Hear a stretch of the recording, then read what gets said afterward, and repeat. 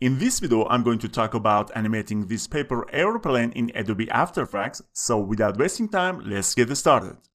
First of all, let's hide some of these elements that we don't need in this stage. For example, let's hide these three clouds. Okay, now let's talk about the animation scenario. I want the airplane to enter the scene from the left corner, orbit the globe twice, and then leave the screen from the right corner. To implement this scenario, we need a path line for the airplane. So let's use Pen tool to create a path for the airplane. For fill color, choose none. And for the stroke, let's choose a red color.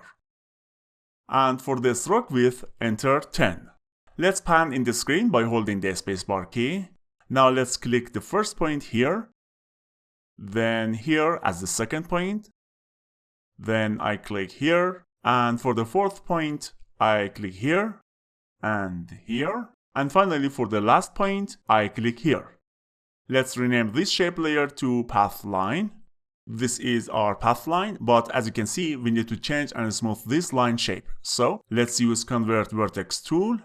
And now click on these vertices to show the handles and turn them from a sharp vertex into a curve. For the third keyframe, let's click and drag to change the form a bit. Something like this, and then click on the fourth and fifth keyframe to have a curved shape for them. So the plane enters the screen from here, it orbits the globe twice, and finally exits the screen from the right corner. Now I want to transfer this path line and its keyframes to control null object. Now let's open Contents, Shape 1, Path 1, and Path. Select it and from the menu choose Edit, Copy.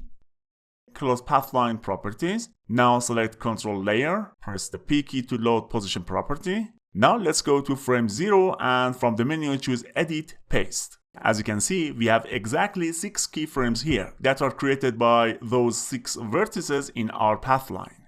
Now if I scrub in Timeline, as you can see, our airplane is moving along this path line. We don't need this path line shape anymore, so let's hide it. Here we have our path line, which is created by these keyframes. Now I think 60 frames is a bit short and fast for our animation, so I want to add more space between our keyframes. In fact, I want my animation to play within 250 frames. So let's move time indicator to frame 250. And now select all these keyframes. Hold the Alt key and click drag the last keyframe. Now hold the Shift key as well to snap the last keyframe to frame 250.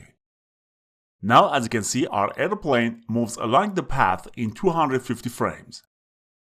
But here we have a problem. Let's switch to Custom View 1 camera. And now let's select the control layer. If I rotate the camera, as you can see, our path line is in a flat plane. I mean in a flat XY plane. And this is not interesting at all. So I have to make the plane orbit the globe in real 3D space. What do you think? How to do it? Let me show you how to do it properly. So let's use Convert Vertex tool. Click and drag on each vertex and adjust the handles to have a nice circular shape for our path line. You can rotate the camera to check the form of the path from different angles. Again, let's use Convert Vertex tool. Hold the Control key and click on this vertex, and now release the Control key and adjust the handles separately. Follow this process for other vertices as well. Now let's zoom out a bit to get a better view. And now rotate the camera. As you can see, we need to move these first and last keyframes a bit more to have better position here at the beginning and end of the animation. Okay, now let's zoom in a bit. And click on each keyframe by holding Ctrl key and adjust the handles to create a circular path for the airplane when it is rotating around the globe. Now let's switch back to active camera view. And yes, it seems we have to bring them down. So let's hold down the Ctrl key and drag them vertically for better positioning. Let's hide some of these layers to avoid snapping while dragging these keyframes. Let's switch to Custom View 1 again to check the path line. We need to make sure that these two handles are in a straight line in each keyframe, so use the Convert Vertex tool to change the position of the handles for each keyframe.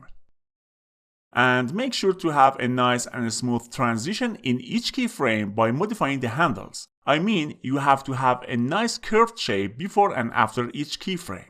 I think we have a nice and smooth curved shape for our aeroplane path now, but we have another problem here that you may have noticed. Yes, the aeroplane is not aligned with the path. So, how we can solve this problem? Let me show you how to do it properly. Select the control layer, and from the menu choose Layer, Transform, Auto Orient. Enable the second option, which is Orient Along Path. Now it's aligned with the path, and we need to rotate it slightly to have a correct orientation for the airplane.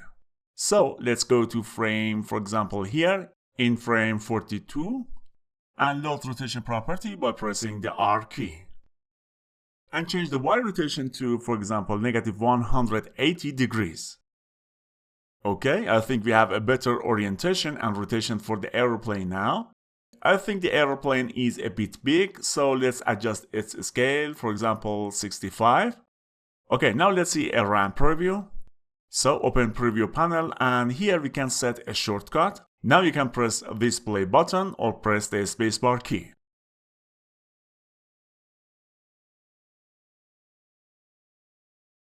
I think it's better to lower the scale even more. For example, let's change it to 60.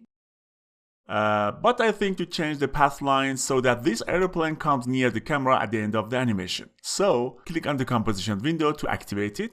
Now we have a blue box around this window. Then from the menu choose View, New Viewer.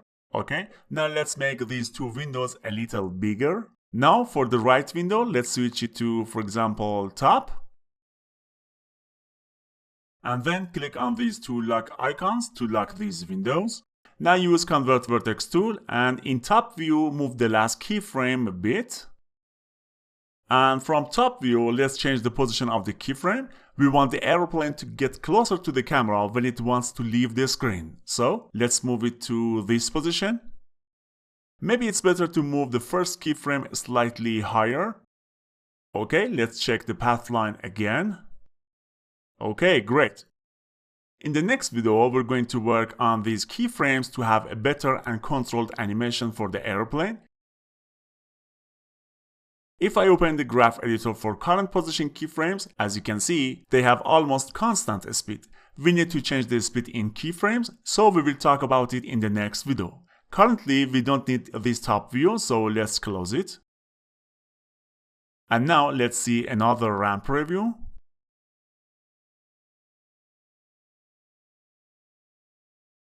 Now it's your turn to modify these keyframes to have a nice and smooth animation for your airplane and to get the best result. I hope you have enjoyed watching this video tutorial so far. Thanks for watching and don't miss the next amazing video. Have a nice day and bye.